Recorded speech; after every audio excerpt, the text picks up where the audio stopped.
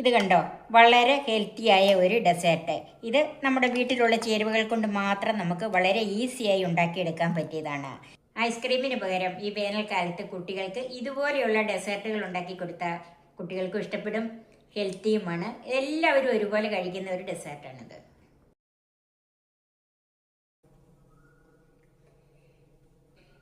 നമസ്കാരം, ഞാൻ സോഫി കുര്യാക്കോസ്. ഇന്നത്തെ എൻ്റെ വീഡിയോ ഈ ഹെൽത്തി ഡെസേർട്ടാണ്.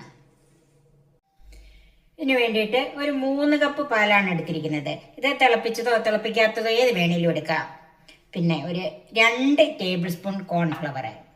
അത് മൈദയേക്കാളും നല്ലത് കോൺഫ്ലവർ തന്നെയാണ്. പിന്നെ ഇല്ലെങ്കിൽ മൈദയാണേലും ഉപയോഗിക്കാം. 1/2 കപ്പ് പഞ്ചസാര.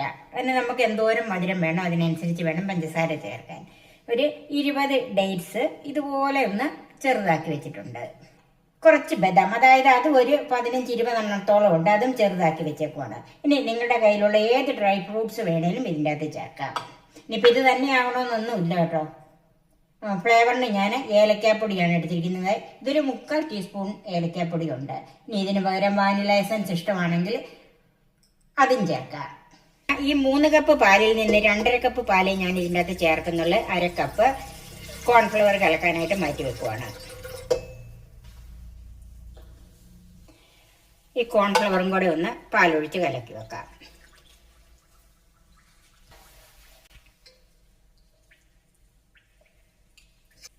ഇത് കട്ടയില്ലാതെ ഒന്ന് കലക്കി വെക്കണം.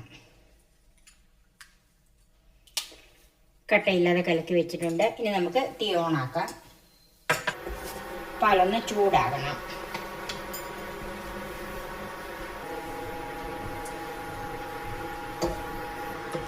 പാല് നല്ലതുപോലെ ചൂടായിട്ടുണ്ട്. അതിലേക്ക് പഞ്ചസാര ചേർക്കാം.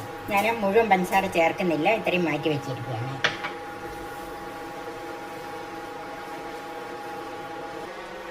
പഞ്ചസാര ഒന്ന് അലിഞ്ഞു വന്നിട്ടുണ്ട്. ഇനി അതിലേക്ക് തീ കുറച്ച് വെച്ചിട്ട് കോൺഫ്ലവർ കലക്കിയത് ചേർക്കാം.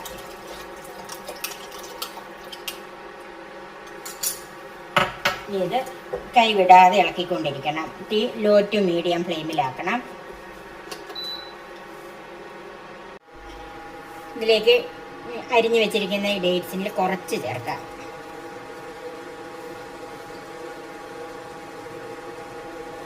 ഗാർണിഷിന് വേണ്ടി മാറ്റി വെച്ചിരിക്കുകയാണ്.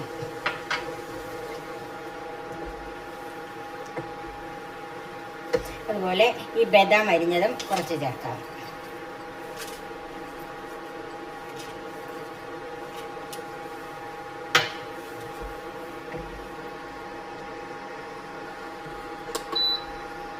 ഇതിലേക്ക് ഏലക്കാപ്പൊടി ചേർക്കാം. അത് ഞാൻ ഒരല്പം മാറ്റി വെക്കുവാണ്. ഇതിൻ്റെ ഫ്ലേവർ നോക്കിയിട്ട് ബാക്കി ചേർക്കുന്നുള്ളൂ.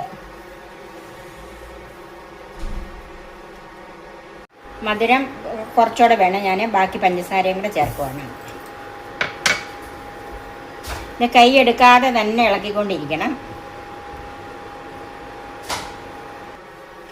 ബാക്കി ഏലക്കാപ്പൊടിയും കൂടെ ഇതിൻ്റെ അകത്ത് ചേർക്കും.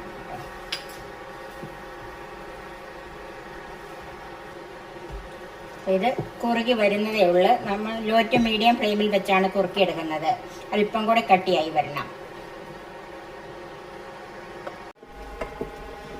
അത് ഏകദേശം കുറുകി വരുന്നുണ്ട്. ഇത് ഒത്തിരി കുറുകി അങ്ങോട്ട് കട്ടിയാകാൻ നോക്കണ്ട. ഇത് അങ്ങനത്തെ ഒരു ഡെസേർട്ട് അല്ല, അല്ലെങ്കിൽ ഒരു ഡ്രിങ്ക് അല്ല. ഇത് ഏകദേശം കുറുകി വരുന്നുണ്ട്. ഇനി നമുക്ക് തീ ഓഫ് ചെയ്ത് വെക്കാം. ഒരല്പസമയം കൂടെ ഒന്ന് മിക്സ് ചെയ്തുകൊണ്ടിരിക്കാം. ഇത് സെറ്റ് ചെയ്യാനുള്ള പാത്രത്തിലേക്ക് ചൂടോടുകൂടി തന്നെ ഒഴിച്ചു വെക്കാം.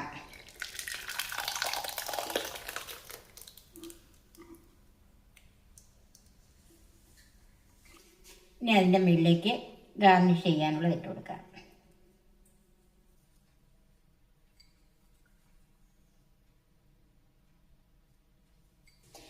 ഇത് നന്നായിട്ട് ചൂടാറിയതിന് ശേഷം ഫ്രിഡ്ജിൽ വെച്ച് തണുപ്പിച്ചെടുക്കാം. അതൊരു 2, 3, 4 മണിക്കൂർ നമ്മുടെ ഇഷ്ടമനുസരിച്ച് തണുപ്പിച്ചെടുക്കാം.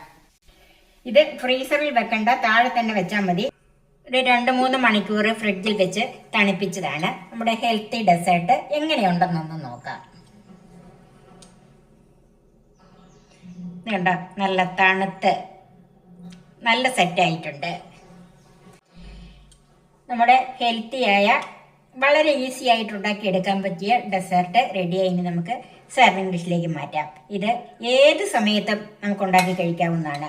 ഇപ്പോൾ സ്കൂൾ അടയ്ക്കുമ്പോഴത്തേക്കും കുട്ടികൾക്കൊക്കെ ഉണ്ടാക്കി ഇങ്ങനെ വെച്ചു കൊടുക്കണം. അവർക്ക് ഏറെ ഇഷ്ടപ്പെടുന്ന ഒരു സിമ്പിളായിട്ട് ഉണ്ടാക്കാൻ പറ്റിയ ഒരു ഡെസേർട്ടാണ്. എല്ലാവർക്കും ഉണ്ടാക്കാൻ പറ്റിയ ഈ ഡെസേർട്ട് നിങ്ങളും തീർച്ചയായും ഉണ്ടാക്കി നോക്കണം. എൻ്റെ ഈ ചാനൽ സബ്സ്ക്രൈബ് ചെയ്യാനും എൻ്റെ ഫേസ്ബുക്ക് പേജ് ലൈക്ക് ചെയ്യാനും ഷെയർ ചെയ്യാനും കമൻറ്റ്സ് അറിയിക്കാനും മറക്കരുത്. പുതിയ പുതിയ വിഭവങ്ങളുമായി നമുക്ക് വീണ്ടും കാണാം. ഞാൻ സോഫി കുര്യാക്കോസ്.